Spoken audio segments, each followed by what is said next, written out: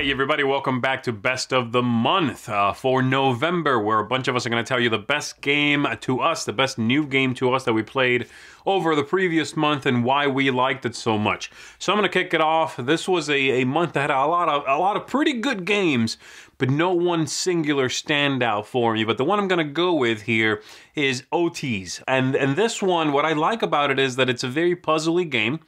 It is a Euro game, and I love puzzles, and I enjoy, Euro games that do something new and different. And this one, I feel, does.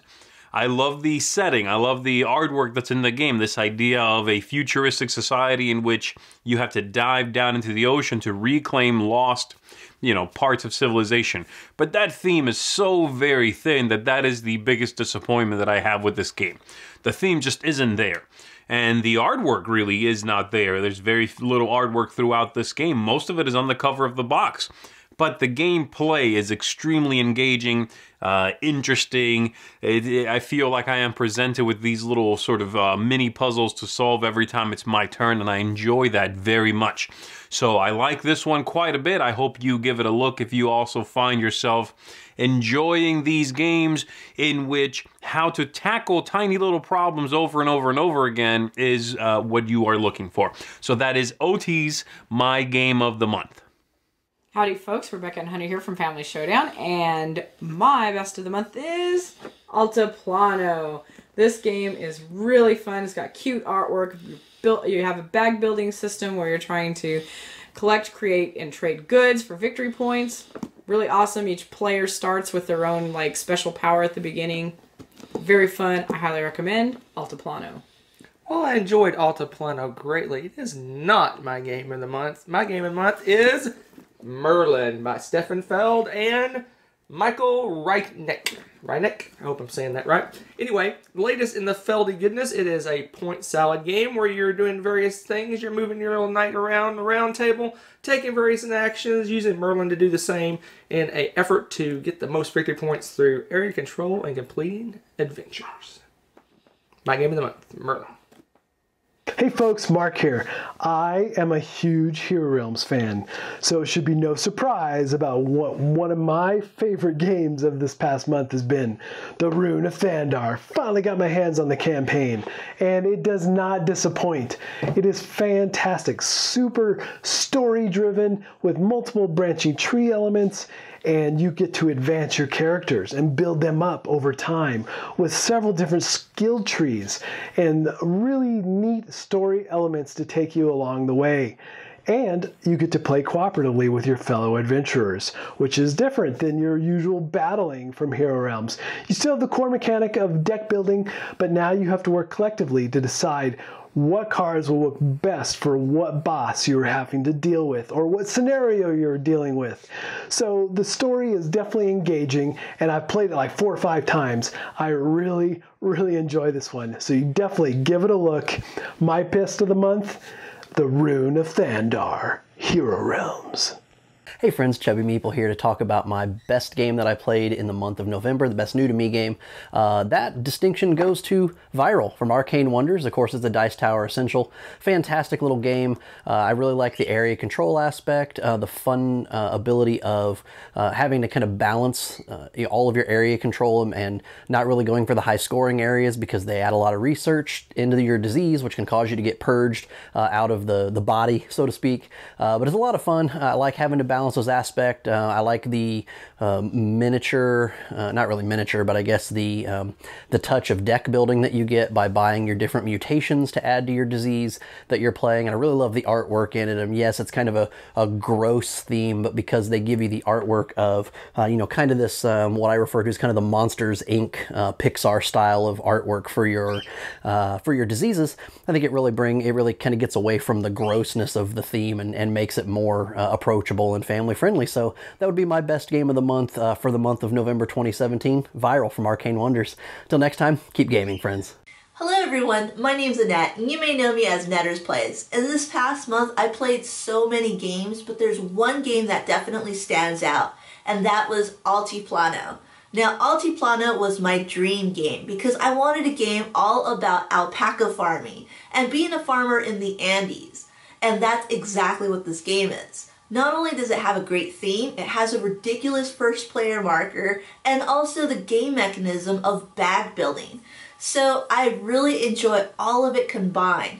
And when I actually played the game, I found out that it's not just a gimmick. It's also a really well themed out game that applies the game mechanisms by exploring the different locations on the Andes, the Altiplanos. So you go from location to location and you complete these certain actions with the tokens you pull out of a bag. It's that simple. But the interaction that you have with your tokens and with your marker moving around from these different Altiplanos is what makes the game interesting. Trying to figure out how to direct your gameplay is what I really loved. So that's why Altiplano is one of my favorite games this past month.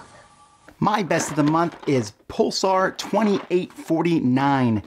This game is amazingly full of wonderful choices. I love the fact that in this game I can get points in a variety of ways, which is like a point salad game like Stefan Feld makes. And normally I'm not a huge fan of those, but in this one, the options are all fun, right? Like I can fly my spaceship around and get points and discover new planets, or I can build technology and get new points, or I can build some pulsars and get points. And there's just a variety of ways. And if you go to a spot I was going to go, I'm like, I'll go over here. Super fun. I like the space theme. I love the dice drafting. A lot of goodness in a box. Very much a Euro game for sure, but one I enjoy. Pulsar 2849. Hi, this is Ambi from Board Game Blitz, and in November I went to BGG Con, so I played a lot of new to me games, but my favorite was Kitchen Rush. I've mentioned before that I like real-time cooperative games, and Kitchen Rush is also a real-time cooperative game where it's a worker placement and your workers are hourglass things. So you're trying to work in a restaurant to serve food to customers, but when you are doing an action, you have to wait until your hourglass finishes before you can do another action with that worker. So I think it's really thematic with the kitchen theme because you have to wait for people to finish using the oven before you can cook your things, and you have to go get ingredients, and it takes time and stuff. And I really enjoyed the frantic real-time aspect of it and the way it works with the theme. And the theme's pretty fun too, working in a restaurant. There were some problems with the sand timers not working that we heard from other groups, but it worked for us, and I had a really fun time playing Kitchen Rush. Hey guys, Tommy here from Ben Talkin' Games, bringing you my best of the month. This month for me is Lisboa. I do not have a copy of it. I love the game. I love the gameplay, the mechanics. I think it all works well together really well. It's a little bit heavy, so if you're not into heavier games, probably avoid it, but I love it. It's my favorite of the month, so thanks guys. See ya. Hey guys, what up? Ben here, and my best of the month for the month of November has to be Sentient. Sentient is a super cool card drafting-esque game where you're trying to draft these cards that are going to manipulate your dice. You need those to match up to score you points. It's very puzzly. There's also like a small area control factors. You're claiming these cards with certain workers and whatnot. It's very puzzly. It plays super quick. You can probably finish the game in 30 to 40 minutes, depending on the number of players, maybe a little more. But the decisions you make are meaningful, they're crunchy, and like I said, it plays quick, so it's hard to beat. But that's my pick of the month, Sentient by Renegade Game Studios. Check it out.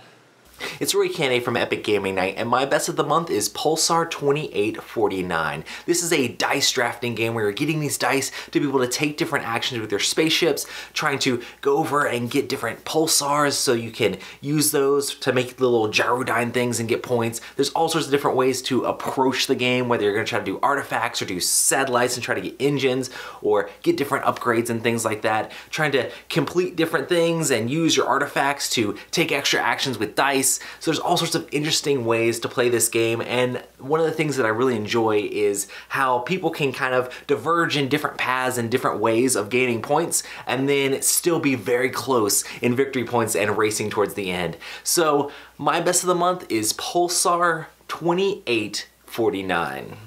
I'm Jason Peacock. The best game I've played this month has to be Near and Far. Now, I've played lots of good games this month, but my wife and I have been having the best time playing this game. I did play it a couple times back when it came out, but we decided to jump in and start playing the campaign game, and this is becoming one of our favorite games to play together.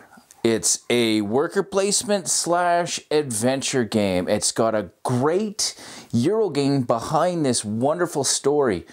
And you can discover these side quests and you start following your own character's personal mission as you go through a campaign. You keep track of your score at the end of each game, and after the 10th game you've played, then whoever has the highest grand total is the winner. I just love Near and Far.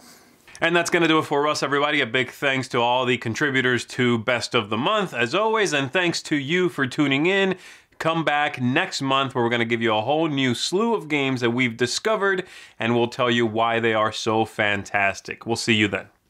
Thanks so much for watching the Dice Tower videos. Find more great videos and reviews, as well as our top-rated audio podcast at Dicetower.com. The Dice Tower is sponsored by Cool Stuff Inc. Cool Stuff. Cool Stuff. I'm Eric Sumner, and you've been watching the Dice Tower.